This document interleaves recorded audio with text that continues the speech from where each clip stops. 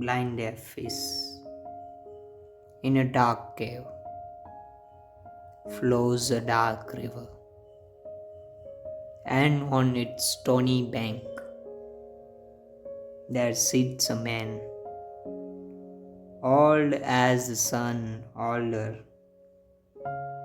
waving a yarn of rainbow and humming a song. But the blind deaf fish that swims in the stream see neither yarn nor man, nor hear his everlasting song. Hello friends, હમણાં થોડા દિવસ પહેલાં મારા work session ઉપર મને એક અંગ્રેજી સાહિત્યની કવિતા મળી જે આનંદ આચાર્યજીએ લખેલી છે. મને થયું કે આ કવિતા આપની સાથે જરૂર શેર કરવી જોઈએ, તો ચાલો શરૂઆત કરીએ. કવિતાની શરૂઆતમાં કવિ કહે છે, એક અંધારી ગુફામાં કાળા રંગની નદી વહે છે. અહીંયા કવિ આપણા જીવનના અંધકારને વર્ણવે છે અને જે ચારે તરફ નકારાત્મકતા ફેલાયેલી છે એનું વર્ણન કરે છે. નદીનો પાણીનો કોઈ રંગ નથી હોતો, પણ જેવું વાતાવરણ હોય તેવા રંગમાં તે રંગાઈ જાય છે. જેમ કે આકાશ ઉપર કાળા વાદળોથી છવાયેલું હોય તો કાળું બની જાય છે નદીનું પાણી, અને જો જમીન નીચે લીલ છવાઈ ગઈ હોય તો નદીનો રંગ આપણને લીલા કલર જેવો દેખાય છે.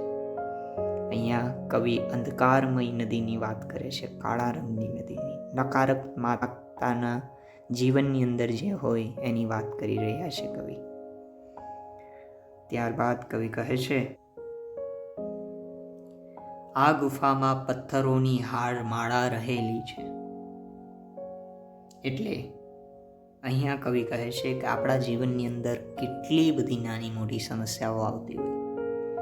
આપણે જીવનની અંદર જ્યારે આગળ વધતા હોય ત્યારે અનેક પથ્થર જેવા માણસો આપણને નીચે ધકેલવાનો પ્રયત્ન કરતા હોય છે. ત્યારબાદ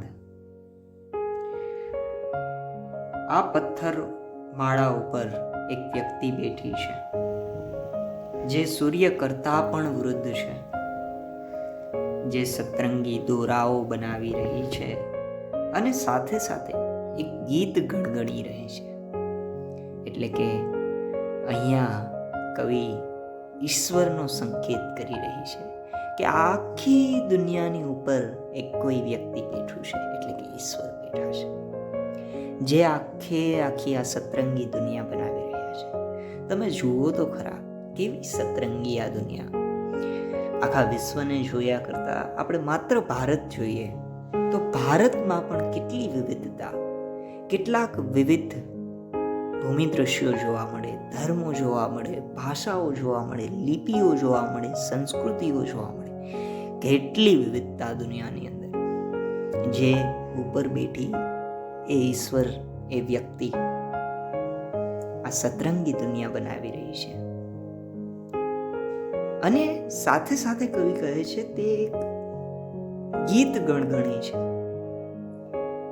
એ ગીત કયું છે? એ ગીત છે સાઉથ સાયલેન્સનું, સ્પેસનું ગીત,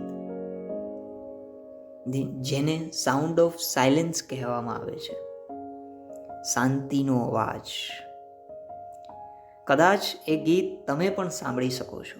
આજે એ આપણે અનુભવવાનો પ્રયત્ન કરીએ. કદાચ આજે આ વિડીયો તમારા જીવનની અંદર એક ગીત અનુભવવાનું માધ્યમ બની શકે. માત્ર તમે મારી સાથે 1 મિનિટ તમારા જે આંખો છે એને બંધ કરી નાખો, અને ત્યારબાદ જે તમે ઇયરફોન્સ ભરાવેલા છે એને ભરાવેલા જ રાખો, અને 1 મિનિટ મારી સાથે માત્ર આંખ બંધ કરી અને જે તમને અવાજ સંભળાઈ રહ્યો છે એને સાંભળવાનો પ્રયત્ન કરો.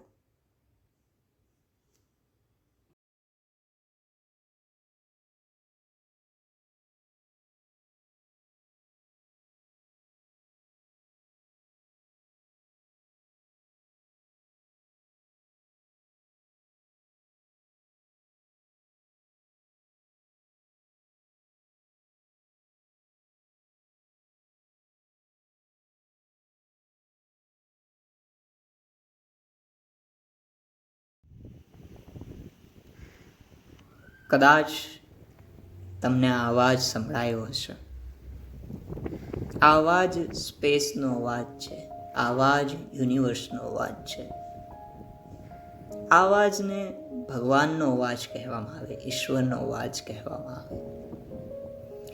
આ અવાજ કોઈ આપણા અંદરના ઓર્ગનનો કે પાર્ટનો નથી, પરંતુ આ અવાજ યુનિવર્સનો છે.